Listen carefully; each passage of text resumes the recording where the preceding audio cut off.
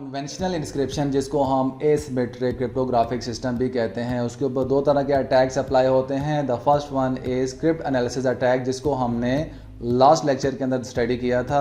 आज के लेक्चर में हम सेकंड वन को स्टडी करेंगे जो कि है ब्रूट फोर्स अटैक।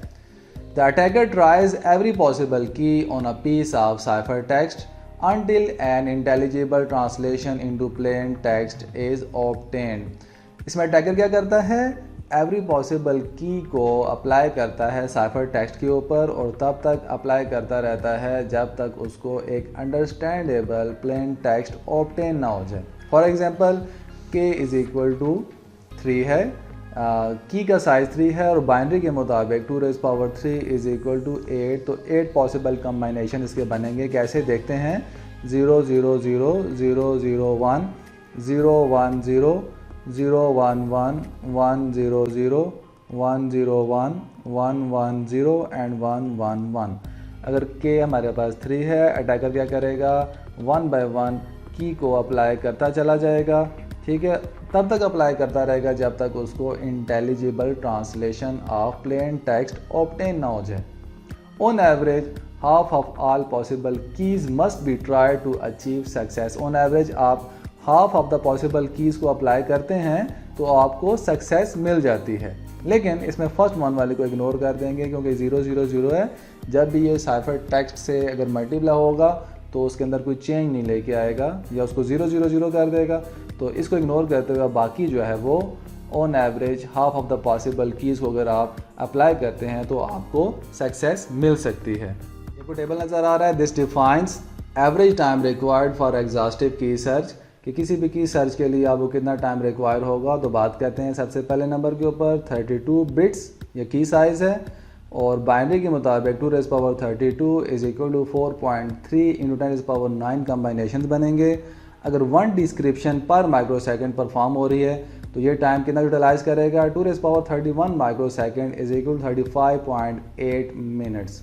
ठीक है, ये 2⁻31 क्यों है, यहाँ पे आप देख रहे हैं 2⁻32 है।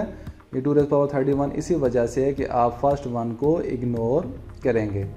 और अगर आपकी 10⁻6 डिस्क्रिप्शन पर माइक्रो सेकेंड परफॉर्म हो रही हैं तो ये टाइम कितना रिक्वायर होगा, 2.15 मिली सेकेंड्स। अगर की साइज 56 है तो कम्बाइनेशन कितने बनेंगे, 7.2 × 10⁻16 और ये आपका 1 डिस्क्रिप्शन के ऊपर 1142 ईयर्स लेगा। और अगर 10⁻6 डिस्क्रिप्शंस पर माइक्रो सेकेंड है तो ये टाइम रिक्वायर होगा इसके लिए 10.01 हॉर्स। और अगर बिट साइज़ इंक्रीज़ करता है इन फॉर्म ऑफ 128 या 168, इसमें भी कम्बाइनेशन आप देख रहे हैं कि वो 10⁻38 और 10⁻50 है और ये भी इन फॉर्म ऑफ ईयर्स है, 1 डिस्क्रिप्शन पर माइक्रो सेकेंड के लिए और 10⁻6 डिस्क्रिप्शंस पर माइक्रो सेकेंड के लिए भी in form of years he है। और अगर आप करैक्टर्स का यूज़ कर रहे हैं जैसे कि A B to Z तो आपके पास 26 करैक्टर्स होते हैं और परमुटेशन के मुताबिक आपका 26 फैक्टोरियल बनेगा 4 × 10⁻26 कम्बाइनेशन बनेंगे। और अगर 1 डिस्क्रिप्शन पर माइक्रो सेकेंड है तो 6.4 × 10⁻12 ईयर्स आपको टाइम रिक्वायर होगा। और अगर 10⁻6 डिस्क्रिप्शंस पर माइक्रो सेकेंड है तो 6.4 × 10⁻6 ईयर्स का टाइम रिक्वायर होगा। तो जो कि आप देख रहे हैं कि इम्पॉसिबल है। An inscription scheme is said to be computationally secure if either of the foregoing 2 criteria are met।